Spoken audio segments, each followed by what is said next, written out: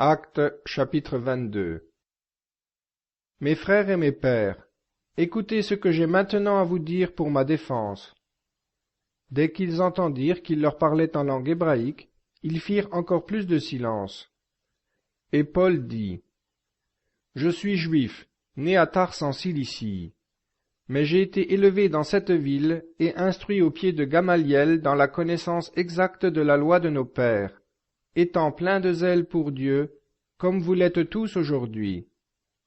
C'est moi qui ai persécuté cette secte jusqu'à la mort, chargeant de chaînes et jetant en prison hommes et femmes. Le grand prêtre et tous les anciens m'en sont témoins. Ayant même reçu d'eux des lettres pour les frères, je partis pour Damas afin d'emmener enchaînés à Jérusalem ceux qui se trouvaient là, et de les faire punir. Mais comme j'étais en chemin, et déjà près de Damas, tout à coup, vers midi, une vive lumière venant du ciel resplendit autour de moi.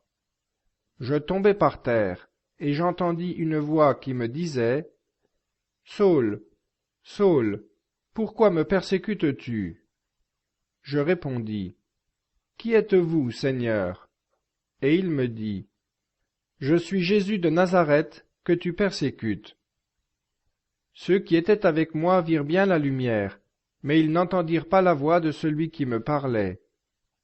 Alors je dis, « Que dois-je faire, Seigneur » Et le Seigneur me répondit, « Lève-toi, va à Damas, et là on te dira tout ce que tu dois faire. » Et comme par suite de l'éclat de cette lumière je ne voyais plus, ceux qui étaient avec moi me prirent par la main, et j'arrivai à Damas. Or un homme pieux selon la loi, nommé Ananie, et de qui tous les Juifs de la ville rendaient un bon témoignage, vint me voir, et s'étant approché de moi, me dit, « Saul, mon frère, recouvre la vue. » Et au même instant je le vis. Il dit alors, « Le Dieu de nos pères t'a prédestiné à connaître sa volonté, à voir le juste et entendre les paroles de sa bouche. Car tu lui serviras de témoin devant tous les hommes des choses que tu as vues et entendues. Et maintenant que tardes-tu?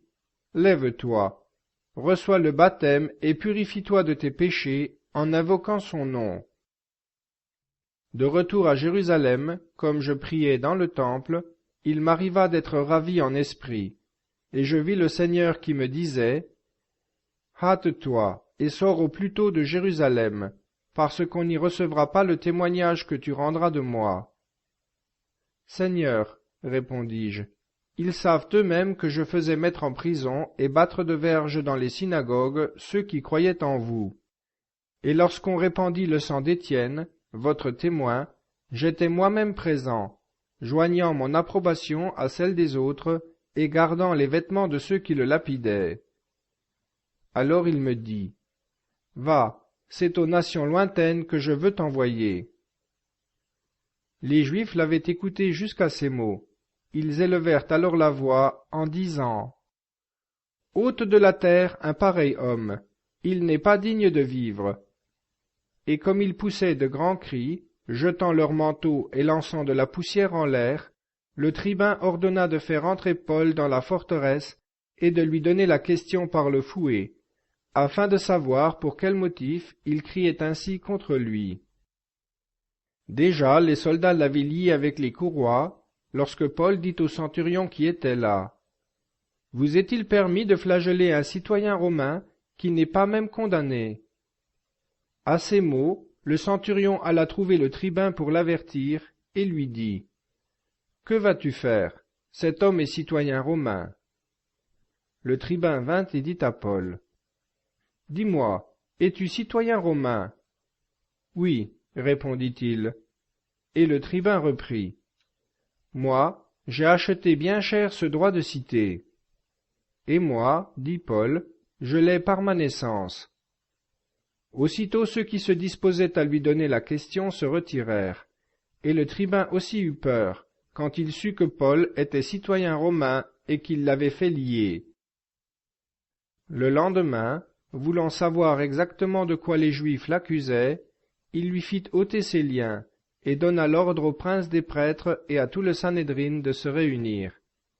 Puis, ayant fait descendre Paul, il le plaça au milieu d'eux.